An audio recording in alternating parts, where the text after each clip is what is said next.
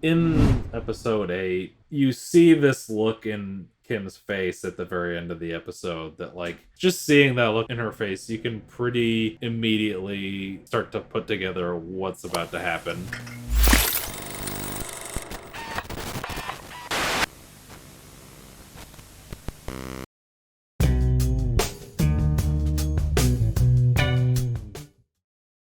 Ring, ring, ring, ring. Hello? Ah, yes. It's for you. Hey, what up? Better Call Saul. How many times can I make the same joke? The world may never know. You can't keep getting away with it! He can't keep getting away with it! He won't. Yeah, that's right. The Bomb Squad Calls Saul returns because the show is back from what felt like 70 years, but was like, what, a 6-week hiatus? Yeah, a little over a month. Yeah, so hasn't actually been that long, but goddamn, it felt long after the end of the last episode. Let's talk. This next episode, we just get right into it. Point and shoot. Wow, what an episode to come back to the show to, right, Tim? It was a big one. Lots happens in this episode, but the biggest thing is, rest in peace, my boy Lau. We no longer can wonder what's he up to, man, what's he doing. We know where he is. So I have a confession to you, Tim. I knew the plot of this episode a month ago. I was spoiled the plot of this episode while we were in Chicago. See, Tanner, this is why I don't look at leaks. I wasn't looking at leaks though, Tim. It found me. This is how online Tanner is. The leaks find him. They do. I didn't know the exacts. All I knew is that Lau would get Kim to drive to Gus's house to kill him. Gus would see it coming, obviously. Figure out that Lau is going for the laundromat. Go there, confront him, and kill him using the gun that was planted in the lab earlier. And in turn, Lau dies in the lab, which was a very common prediction. I don't know if you're ever in any of the online circles, but a lot of people predicted that's how Lau would die. Is he would die... I don't know if that's how he died, but he'd get buried in the lab. How about that, Tim? What do you think of that? I mean, it was definitely a great scene. Like, it was such an intense shootout. You done? No. Not yet.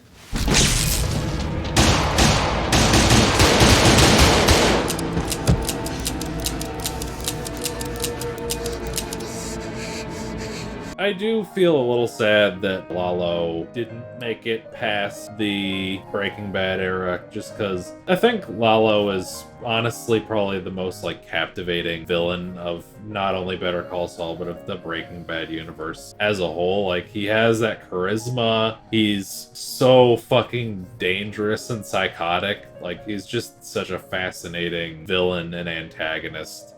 So it's a little sad that he's just gone now and we won't be seeing him in the last few episodes. But it's also, like, sort of a thing where, like, I'm still second guessing whether he's actually dead. They pretty definitively shot him dead and buried him, but I still feel like he's gonna pop up. Insert that clip of Hank Schrader digging himself out of the ground, that bonus clip they made. Let me get the fuck out of here. I disagree with you that this is the best villain in the Breaking Bad universe. My counterpoint is Walter White. Antagonist. Okay, there we go. There we go. I always like to say that. Oh, Gus is the best Breaking Bad villain. I think it's Walter White. You know, because I'm a shithead that says Die Hard is a Christmas movie. For me, what really seems to happen in this episode is Kim just gets fucked up, man. Kim is fucked up 7 ways to Sunday after this, huh?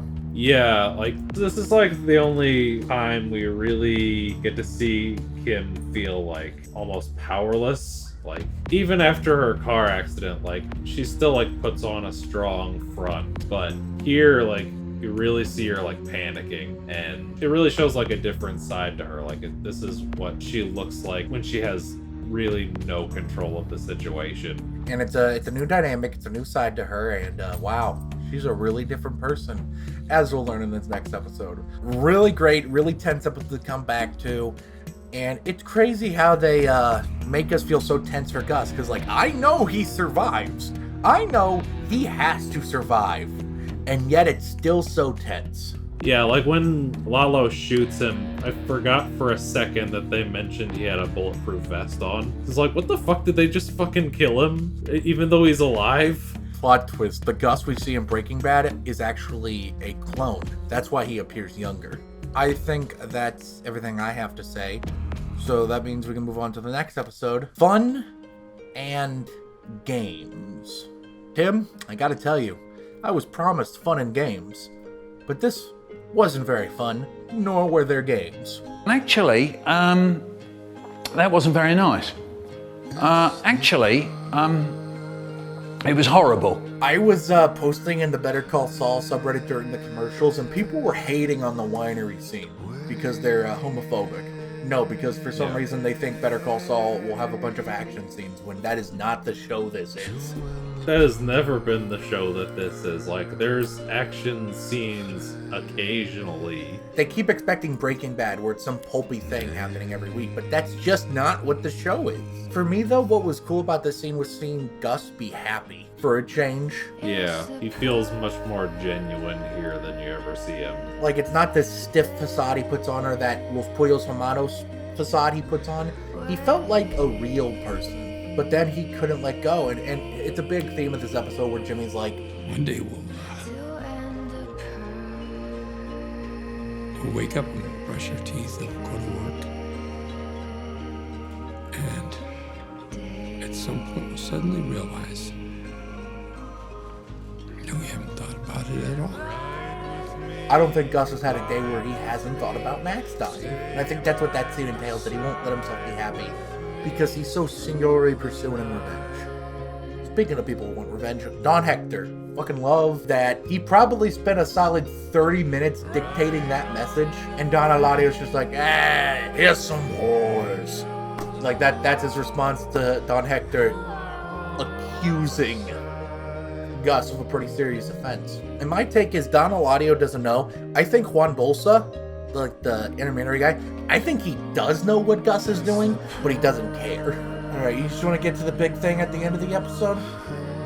Yeah, let's get right into it.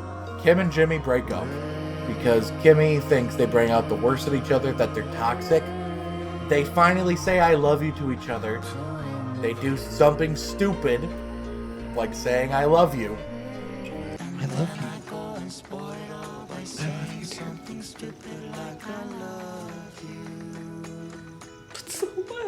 But they still break up. And then we have one of the best things I've ever seen, where it starts to just kind of zoom in on the back of Jimmy's head. The audio sort of like fades out. Cut, and we're in Breaking Bad era. And you can it's immediate. You understand why Saul Goodman is Saul Goodman. It's a facade. It's a mask he puts on so he doesn't have to think about how sad he is that now that Kim's gone. Yeah, and like in episode 8, you see this look in Kim's face at the very end of the episode that, like, just seeing that look in her face, you can pretty immediately start to put together what's about to happen. I knew what was going to happen when she kissed him after the funeral, after the wake or whatever that was. I was like, oh, that's a I'm leaving you kiss. That is a breakup kiss. I know what those look like, Tim. That was a breakup kiss. That wake scene, just to circle back to that real quick, where Jimmy talks about how I think I was jealous of Howard because my brother respected him when he didn't respect me. I was like, damn. It's one of those times where Jimmy and Walt both do this thing where they tell the truth to lie. Kind of like how when Walt plants the bug in Hank's office in season 5 of Breaking Bad, he's breaking down crying, but it's actually like kind of real stuff. Now we're going to move on to hot take here. This is my favorite of the 3 episodes. Nippy. We're dropping the X and Y convention. We're going straight Nippy. Now, you told me you had a few things to say about this one. Well, I had something specific to say. As someone who briefly worked as a security cam operator at Dillard's, I believe that this episode was specifically designed to trigger me. I forgot about that. Oh my god.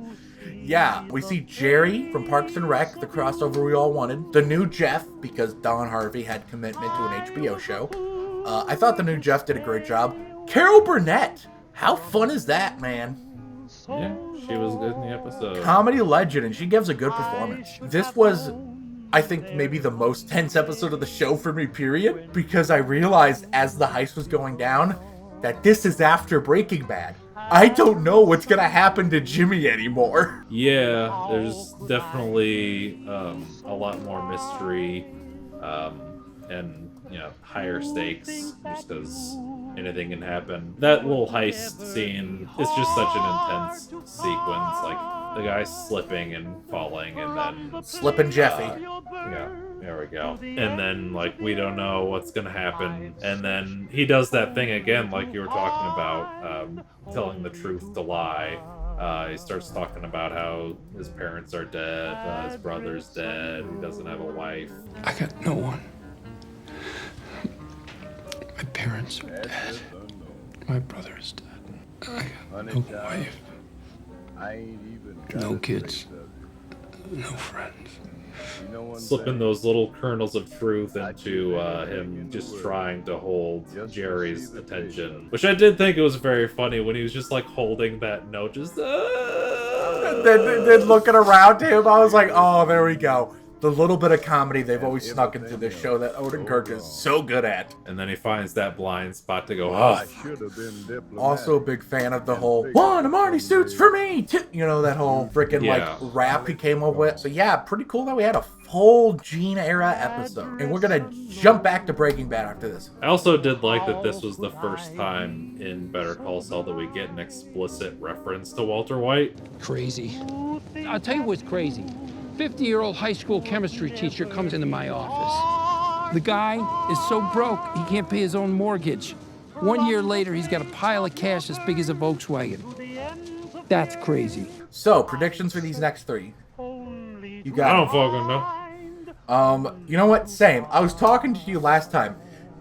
There's maybe still some places this Jeff plotline could go, but I feel like for the most part they've wrapped it up. Like, before I was joking about how we knew nothing. After Nippy, I think we know less than nothing. I do think what's going to happen, though, is Gene is going to see Kimmy in the Gene timeline, and the color's going to come back. That is my only prediction as of right now. But hey, Tim, you want to know something? You know who ought to call Saul?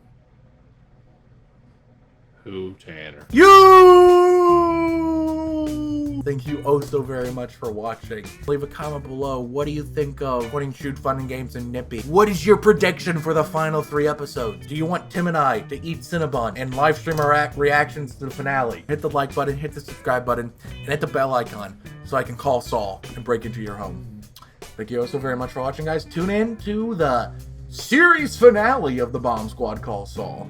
Bye! You said fucking Lalo Salamanca! So Howard and Lau buried in the lab. The funniest fucking thing in the world would have been after they sealed their grave, a single fly landed on it. Therefore, the reason why the fly is in that episode of Breaking Bad is because of Lau's and Howard's bodies. Ryan Johnson appears. Just in the episode, he just stares into the camera and says, I directed The Last Jedi. Thousands of men all over the America just lose their minds. All over the America. Yeah. All of them. All 2 of them. North and South.